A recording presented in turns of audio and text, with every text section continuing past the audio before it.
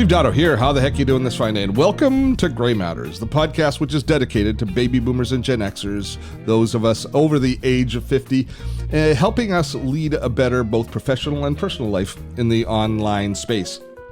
It's going to be just Vivica and I, co-host Vivica von Rosen, will be joining me in just a few moments. And we're going to talk about the world of professional speaking, of doing speaking engagements at conferences. The reason that I wanted to do that is one of the real big shifts that we saw as a result of COVID was, of course, the decimation of live and personal events, of events that we went through several years where there was virtually no in-person events, and they've been slow to recover.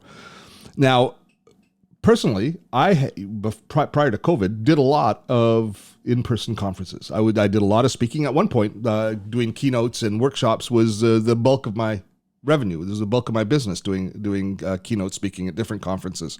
So I was on the road a lot, doing a lot of conferences. I had an agency that booked me, and things were going along tickety-boo, is I believe the term. But of course, that all dried up immediately with COVID, and we started to see new options for conferences. People still wanted to meet, they still wanted to share information, but online conferences grew in popularity, and they grew kind of hat in hand with the increased popularity of online meeting tools and the comfort that we got with tools like Zoom and other online meeting tools. The fact that many of us were also not going into the office, but we were starting to work from home, or as we went through COVID.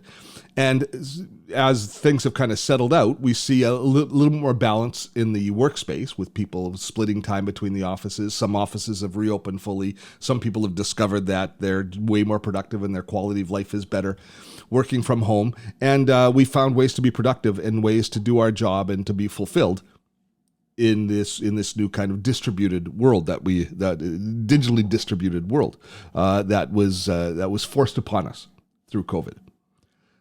The conference world took longer to recover. It was a slower recovery, and I don't think it's still back to where it was pre-COVID, but it's getting close. We're starting to see a lot more conferences. I see a lot more advertised. I see a lot more calls for speakers. Now, personally, I haven't re-engaged in the speaking game. I don't know why that is. Whether it's something in me or just maybe my own popularity has somewhat declined. But I haven't felt inspired too much to get back out there, to get on airplanes again and start traveling all over. I quite enjoyed my time being able to spend the time that I would have spent traveling, instead going to the cabin and maybe doing some fishing, and keeping my work as a kind of a remote and a virtual existence as far as professional goes. But every once in a while, I get a little bit of FOMO. I get a little jealous when I see an interesting group of people meeting in a nice city, at a conference with compelling speakers and a compelling topic. I miss it a little bit from time to time. And so I'm wondering kind of what it might take to get back into it.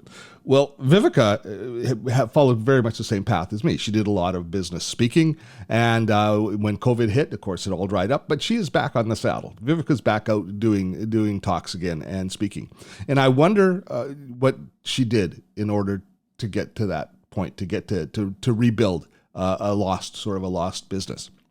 So I think that's going to be, I know for a fact, that's going to be our topic du jour. So after just a quick word from our sponsors, we're going to dive into it with Vivica and I talking about professional speaking and the options that are here today.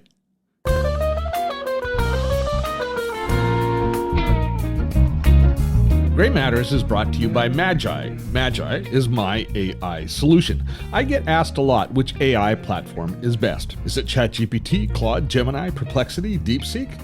Well, I don't know. Nobody does. And that's exactly why I use Magi.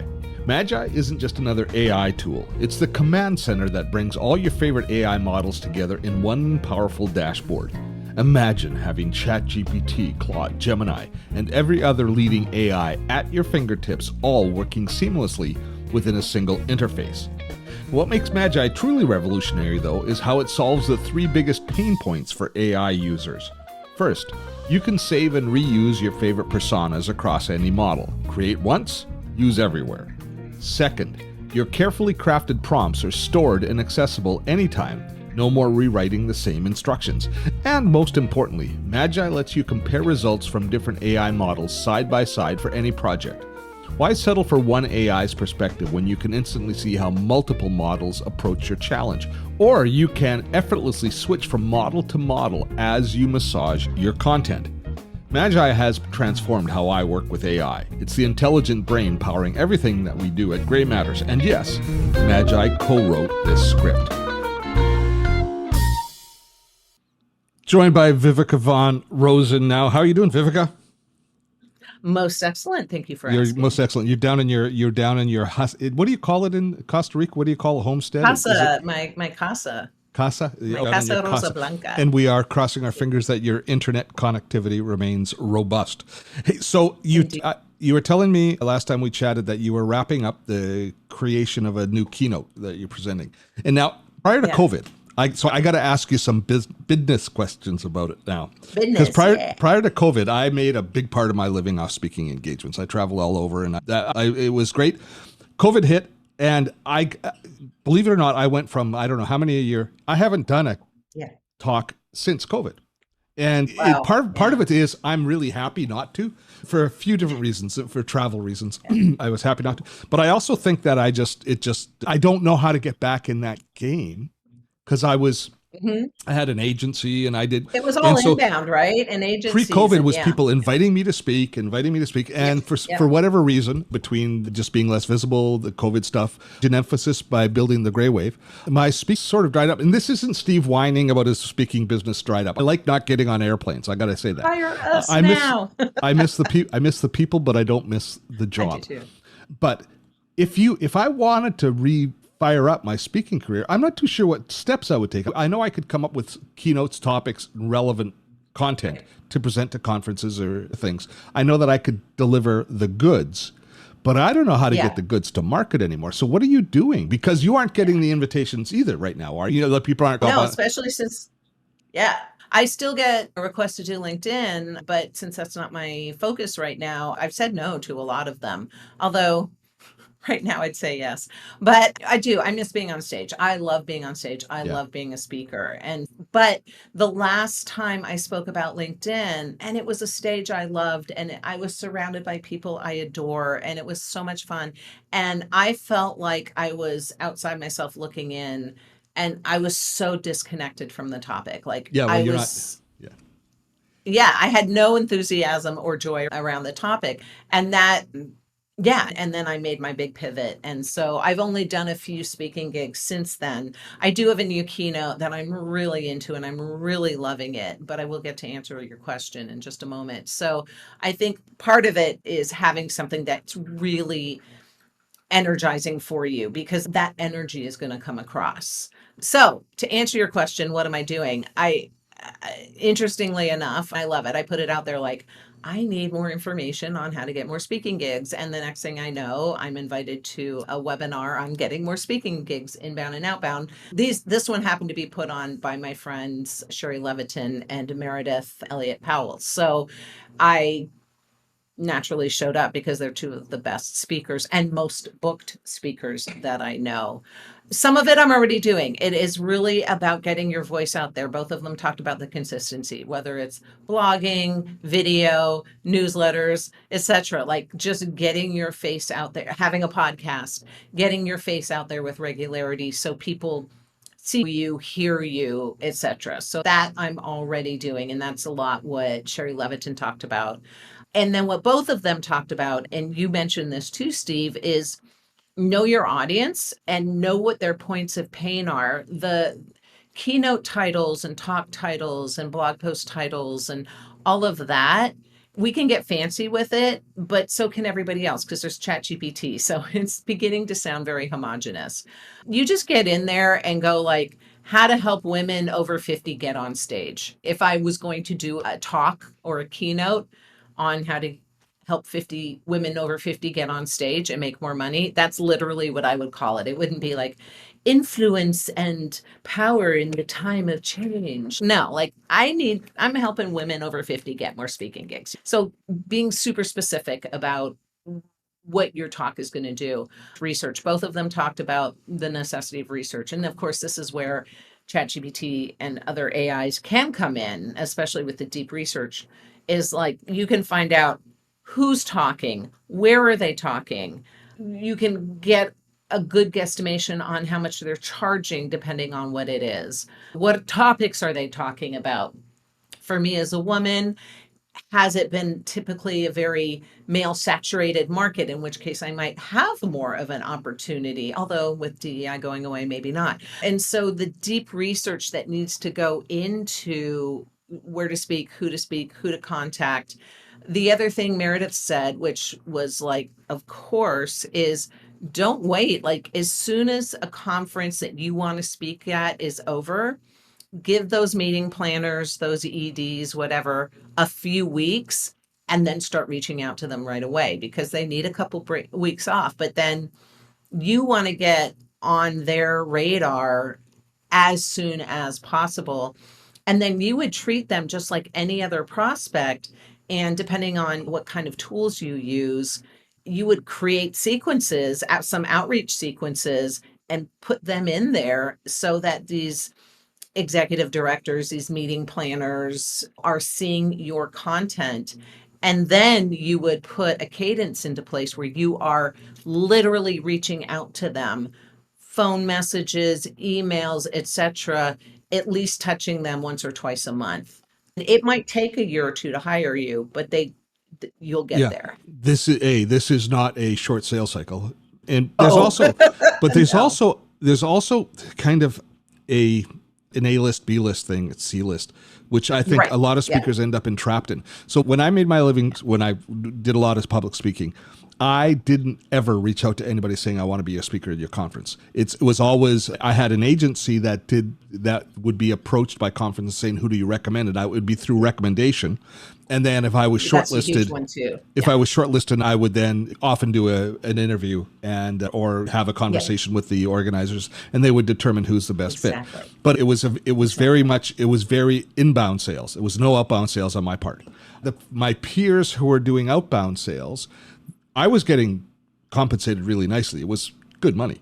But I was only, Yeah. so there was a perceived value to me because you could only get me if you were paying. They came But to, yeah, right. but so many of the people who I saw reaching out were reaching out to conferences. Therefore, and I'm wondering if it's a game. Are you showing weakness by reaching out to them? And they say, oh, if you want to speak at my conference, you're going to get the value of being here. So they were often doing these talks for free. And this has been exacerbated by the plethora of online ones where there's where they don't have any financial commitment in doing the thing or very little financial commitment. Yeah. But so do you. You don't have Yeah. time. But so often the compensation for a lot of these conferences is we're going to give you exposure. And sometimes they'd pay your travel, sometimes they'd pay your travel and a little stipend, but actually getting reasonable revenue business type speaking gigs is, I think it's a lot harder in that environment. Is that the environment that you're finding yourself in, where you're reaching out to people and they're saying, "Oh, that's great, Vivica. Yeah, come on your own ticket, and we'll give you a spot on the stage." I'm getting a little bit of both. And and we talked about that too, but what it really comes down to is where you're reaching out. Yeah. If you're marketing conferences, Yeah. sure, we'll give you exposure. B2B sales kickoffs, big corporate annual events. Again, it all comes down to the research. So being over here in the US, it's National Speakers Association. I have now forgotten Yeah. what it is in Canada, but you've got your version of it. Canadian Professional Speakers Association. I was a member at one point, I think. Yeah. Yeah, yeah. So in the US especially, that is particularly useful because generally speakers are extremely supportive of each other. And so they are willing to share how much they're making or not making. And so then, and recommending each other into top. Huge. Yeah, yeah, that's huge, and that is definitely one of the things that Meredith and Sherry talked about getting, and that is actually what our friend Andrea Vall, I think, was the one who got me one of my first speaking gigs on LinkedIn because, of course, she was Facebook at the time. It's really getting those right, knowing where to speak to make the money and who's speaking there, and that it's the research part, which to your Because point, Steve.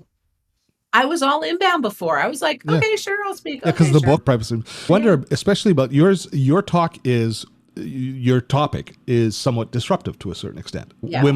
Essentially women transitioning from corporate life to private life, to private entrepreneurial life. And so a lot of the conferences a lot of the speaking gigs that I would get, I would be hired by ABC Company to talk to their executive. Well, ABC will hire you to talk to their executive to tell their senior, their C-suite women how they're shackled and how they're going to be much more fulfilled and happy in the outside of that corporate restraints. Outside that, so right, you no. so you are segmenting your market is going to be really important.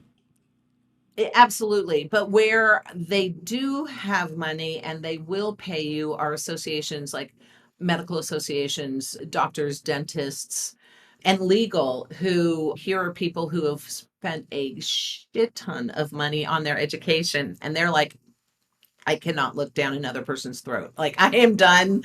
I need to make a shift. And what's really interesting about these particular markets is, for whatever reason, they're all going into real estate or multi-level marketing. Like, it's weird. And so that is a huge opportunity for me. Now, those associations, again, to your point, may not pay a lot of money for me to go out and speak to their audience, but I have to weigh, how good am I at selling from the front of the room or the back of the room, as the case may be, to get those folks in to my programs as individual customers or clients. Again, just talking to a friend of mine, I could get $25,000 for a speaking gig, she said, but when I go speak at some of these other events, I can get paid $25,000, but not be allowed to essentially market myself. Or I can go to one of these events where I'm selling from the back of the room and I can make $250,000. She's so no brainer for me. Now, I don't have that kind of conversion record, to be fair. And so that's my last question for you on this is, what is your anchor to get you, like, when you were doing LinkedIn, it was your books. Being a published author with so many authoritative books, that's what established your authority and established your credibility. When I spoke, it was my TV show or my YouTube channel. That was, nobody was going to hire me that hadn't seen me on YouTube, or nobody's going to hire me that didn't know on TV. And they knew it. So what is this new version of Vivica's anchor product to that podcast? Oh, this good podcast. Stuff. No, good luck with that. Actually, that's one when we were talking, that was one of the things, was it actually is this podcast. But yeah, I'm writing the new book on leaking power right now. And I do still have a very big LinkedIn presence, even though I'm not talking about LinkedIn. And the temptation, so I get a lot of engagement. Yeah. There's got to be a lot of temptation to leverage that and to usurp your LinkedIn authority and find a way to transition. Yeah. I would do it, but it's sad. It's too bad that you can't find some joy still in the LinkedIn space. Something. I know. You got to be looking for. You got to be looking for some way to at least light a little fire, a little ember. You stoke those embers just a little bit so that you could, feel good about it. And then it's easy money. Yeah, I'll do that. I can handle that. Yeah, easy money. There you go. It might kill me. I might be dead inside, but it's easy money. No, it's funny because I have found, I was like, I am not doing LinkedIn ever again after leaving my last company. But I do find, as I start to work on personal branding with my clients, I dig it again. So I don't mind talking about LinkedIn when it comes to personal branding and pivoting your brand using You're never LinkedIn. Going to get away from it. So I know. That's what I did at Rich's conference, and I got two of my favorite clients out of that one. So out of Agents of Change, which we've shared already, Rich's podcast, but that is because I was able to weave my two loves together. Yeah. When you can bring that authority that you're not as interested in into something that you are interested in, when you are talking to a professional who's transitioning and you can talk about the strength of how LinkedIn can benefit them, that's a whole different equation. Right? That's a whole different equation. It's just Absolutely. Your own personal expertise in helping with that. And I find that too. I find that, like, when people talk to me about YouTube growth, they say, let's give a talk on starting a YouTube channel. I go, I don't want to. Right. I'm not that interested in starting. But inside my community, when I'm talking to my peers in my community, and they've got to start out, I get passionate about it again. But I'm interested in it through the lens of their opportunity, of their need. Good. Well, That's it. 100%. Exactly. speaking in the year 2025, I'm going to be very curious, and not that I'm going to be stalking you, but I'm going to be stalking you. I'm going to be very interested to see what the outcome in how much success you have. And should you not have much success, we'll be talking about it a lot. If you have a lot of success, We'll be talking about that too. Yeah, we'll be talking about that as well. All right, good stuff. Vivica von Rosen, Steve Dotto. Join us next time for Gray Matters. Till then, have fun storming the castle.